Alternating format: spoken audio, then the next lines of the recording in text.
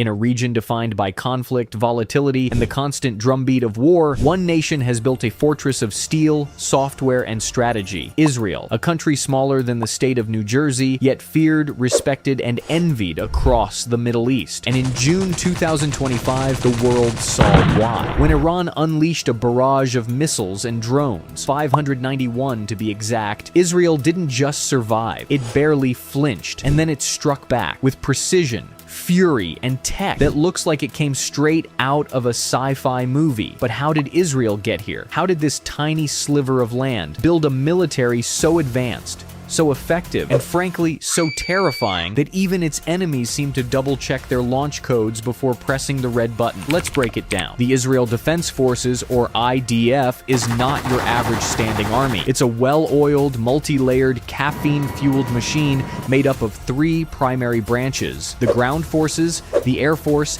and the navy. Together, they form a military pyramid with 169,500 active personnel at the ready and a jaw-dropping 465,000 trained reservists who can be mobilized faster than you can say Iron Dome. Mandatory military service isn't just a rite of passage here, it's a national ethos. Every Israeli citizen, male and female, gets a crash course in soldiering right out of high school, which means Israel doesn't just have a military, it has a nation of trained fighters who can switch from desk job to battlefield in hours. It's like a superhero origin story, but with more sand and less spandex. Israel doesn't just buy weapons, it builds them from scratch. And sometimes while under fire, the Merkava tank is a rolling fortress designed by Israel for Israeli needs. Heavy armor, advanced targeting, and even a rear door for evacuating troops, because even in war, safety first. The Taver rifle, built for urban combat, ergonomically sleek and favored by commandos who want to look cool while being lethal.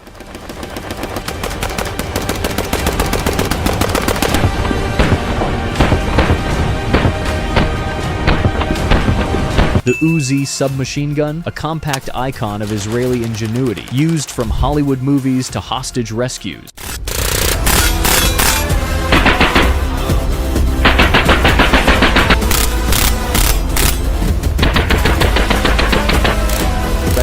And then there are the drones: Heron, Hermes, Skylark. If it flies, spies, or fries your enemy from above, Israel probably made it. No surprise then that Israel is the world's largest drone exporter. That's right, they don't just fly them, they sell them, like Amazon Prime, but for war tech. Also, precision-guided munitions, electronic warfare systems that can jam a signal faster than your ex can leave you on red, and cyber weapons that make enemy computers cry. If you've ever watched a video of Israel's Iron Dome intercepting rockets mid-air, you probably thought that looks fake. It isn't. Iron Dome is the poster child of missile defense. Designed to intercept short-range rockets and artillery shells, it has saved countless lives and has become the envy of defense planners worldwide. But it doesn't work alone. Meet David's Sling, the mid-range bouncer that handles anything too big for Iron Dome but too small for the heavy hitters. Then there's Arrow 2 and Arrow 3, designed to take down long-range ballistic missiles. Yes, even the ones flying outside the atmosphere. And just when you thought it couldn't get more sci-fi, enter Iron Beam, a high-energy laser system that vaporizes incoming threats at the speed of light. Literally. It's like Israel looked at Star Wars and said, "Hold my falafel." Deployed for the first time in June 2025 during the Iranian missile attack, Iron Beam shot down drones and rockets with the finesse of a Jedi on caffeine. And since lasers cost pennies compared to missile interceptors, it's budget-friendly destruction. Because if you're going to fry enemy weapons, you might as well do it on a discount. Israel follows a policy of nuclear ambiguity, which is diplomatic speak for, we're not saying we have nukes, but also, try us. Unofficial estimates say Israel possesses dozens of nuclear warheads, mounted on Jericho missiles, air-launched systems, and perhaps most importantly, Dolphin-class submarines. These subs give Israel second strike capability. If anyone nukes Israel, they can still respond from under the sea. It's the strategic equivalent of hiding an extra sword under your bed, just in case the first one gets stolen. Israel's alliance with the United States isn't just friendly, it's practically symbiotic symbiotic. Each year, over $3.8 billion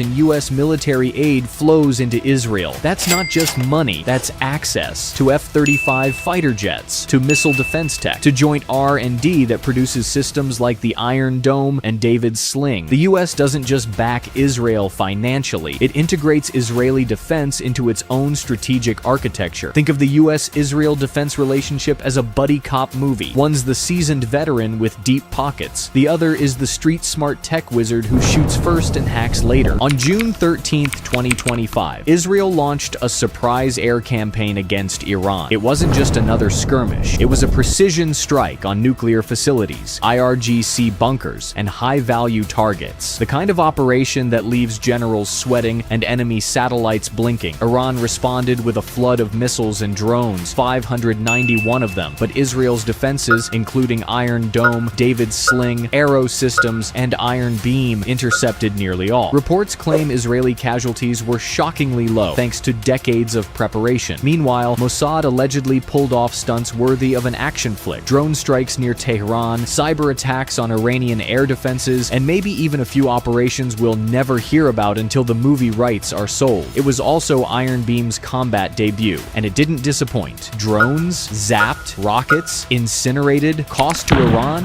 massive. Cost to Israel, pocket change. Mossad is more than just spies in sunglasses. It's a global intelligence agency that carries out surgical sabotage missions, high-level assassinations, and cyber ops that make state-run firewalls look like wet paper. Israel's cyber units can shut down enemy infrastructure, blind missile guidance systems, and turn enemy GPS into glorified paperweights. When Mossad's involved, the question isn't if they'll get in, it's whether they'll leave a meme behind on your mainframe. Israel doesn't wait for threats, it hunts them. Whether it's Hezbollah rocket stockpiles in Lebanon, Iranian Quds force in Syria, or Hamas tunnels in Gaza, Israel strikes preemptively, persistently, and with pinpoint accuracy. Its air force regularly conducts long-range strikes, including into Iranian territory. That's not just military might, that's geographic ambition. A country with the footprint of a postage stamp, but the reach of a superpower. Not everything is applause. Israel's military operations often face international scrutiny, especially regarding civilian casualties and actions in Palestinian territories. The debates are loud, complex, and ongoing. But from a purely strategic and technological standpoint, Israel has redefined what a small country can do when it combines brains, budget, and the belief that failure is not an option. So here we are, a tiny country with a population smaller than New York City, armed to the teeth, wired into the future, backed by a superpower, and capable of rewriting the rules of modern warfare. Israel's military isn't just on another level. It built the level, named it, defended it with lasers, and then patented the technology. The question now is, who dares test it next? If you're enjoying the video and want to help us keep making more,